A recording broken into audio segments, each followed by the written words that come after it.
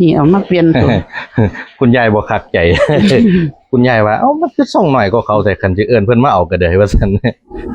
โอ้ยแม่มันก็มีตัวใหญ่ตัวน้อยแล้วเนาะมันก็บ่ล้วนกันทุกตัวปานนั้นดอกใส่ละตัวน้อยคือเดี๋ยวเบิ่งยากแท้ นี่เด้นี่ใกล้ๆเจ้านี่ โอ้นี่คุณยายว่าน้อย จับขามา เปลี่ยนว่าซั่น มันลง คุณยายว่ามาเปลี่ยนกับตัวใหญ่เบิ่งดู ตัวเพิ่นออกนมรุ่นนี่เอามาใส่ อ๋อมันซ้ำเขาอีหลี ซ้ำเขา แล้วก็สิเอาตัวใหญ่อยู่นี่ไปให้ครับไปแทนตัวใหญ่ขอบนี่เอามาแทน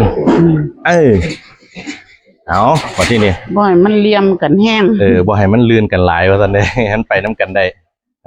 เพิ่นก็สิถามอีกเด้บ่กัดกันบ่ว่าซั่นเด้คนละคอก กัดน้อยหนึงก็เศร้าดอก ก็สิดูน้อยเดียวครับทำความรู้จักกันใหม่ซื่อๆนะครับบ่มีปัญหาดอกก็สิอยู่กับคุณยายสิเบิ่งไว้ให้ก่อนจนเขาอยู่นํกันได้พุ่นล่ะ